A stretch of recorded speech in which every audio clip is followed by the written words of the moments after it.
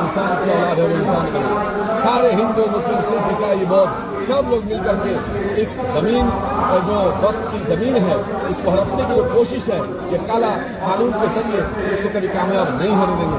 आज हक पर हमला है, कल सिखों पर हमला होगा, सिखों की जमीन पर हमला होगा। कल जो हमारा नया स्कोर है हिंदू समाज के जो मंदिरों की जमीन है उस पर हमला होगा, ये चर्चों पर हमला होगा।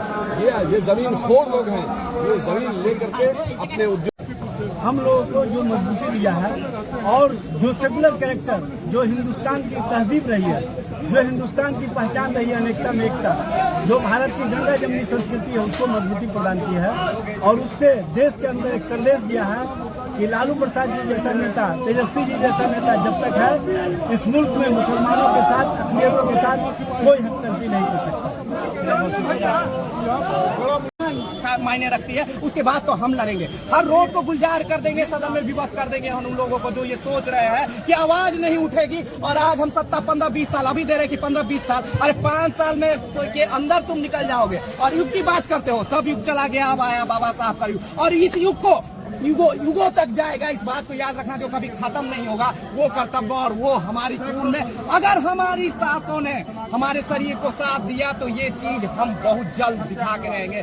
भीम आर्मी आजाद समाज पार्टी अपने जज्बात के साथ जानी जाती है, हर भ्रष्टाचार के खिलाफ के लड़ने के लिए जानी जाती है। हम कोई नेता नहीं है, लेकिन हम वो कार्यकर्ता हैं जो बदलाव चाहते हैं, नीतियां बदल देंगे, प्रोटोकॉल बदल देंगे। इसलिए आई है हमारी भीम आर्मी और आजाद समाज पार्टी। इसलिए हर कार्यकर्ता खुद में संयमित है, संविधान के अनुरूप चलने के लिए ललायित है और उसको बल देने के लिए आर्य चंद्रशेखर जी और हम उनको साथ में खड़े रहेंगे। एक आरटीआई कार्यकर्ता के नाते न जाने कितने आरटीआई से सरकारी आंकड़ों पे हम बात कर सकते हैं, लेकिन उसे बताने के लिए कोई नहीं, सरकार सुनने के लिए नहीं है। विधानसभा में भी चर्चा हो जाती है, डीएम साहब भी बोल देते हैं, मंत्री साहब भी, लेकिन बदलाव की गुलजार अब तो सड़क को ही गुलजार करने से होगी। बाकी सदन की लड़ाई सड़क के सदन में और सड़क की लड़ाई हम लड़ेंगे। सरकार जो बिल ला रही है उसमें संशोधन जो करेगी मुस्लिम को पक्ष के लिए का तो संशोधन करेगी। बिल्कुल, सरकार कोई भी लाती है तो पक्ष के लिए होता है और सरकार की पक्ष यही है कि अगर हम मुस्लिमों को दबा देते हैं तो वो हमारे पक्ष में आएगा, वो एक तरफा हमारे, यही उनका पक्ष है। वरना क्या जरूरी है इस तरह के संशोधन के भैया, क्या जरूरी है दूसरे लोगों को उसमें डालने को, क्या जरूरी है कि इस तरह के मुसलमानों के ट्रस्ट में बने हुए हिंदुओं को डालें, औरतों को डालने की क्या जरूरत है? क्या जरूरत है कि इस संवेदन को आप दे रहे हो कि इसका निर्णय अब जो करेगा वो डीएम करेगा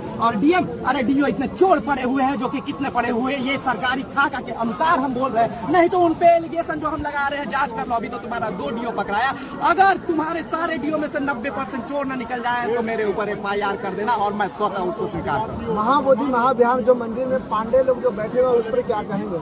यही तो है भैया, जहाँ भी रणनीतियाँ होती है, जो उच्च वर्ग के लोग होते हैं, अगर उसमें जुड़ा ही था तो क्यों नहीं दलित जुड़ा, क्यों नहीं ईसाई जुड़ा, अगर दूसरे जात को जोड़ना था तो क्यों नहीं दूसरा जुड़ा, लेकिन तुमने उस अनुरूप से बना दिया है सत्ता में राज करे और सत्ता को, और इसी की लड़ाई 1949 में हम लोग लड़ रहे हैं। और न सिर्फ ये लड़ाई आज में बदलेगी, वो ताकत बदलेगी रोड को गुलजार करने के लिए।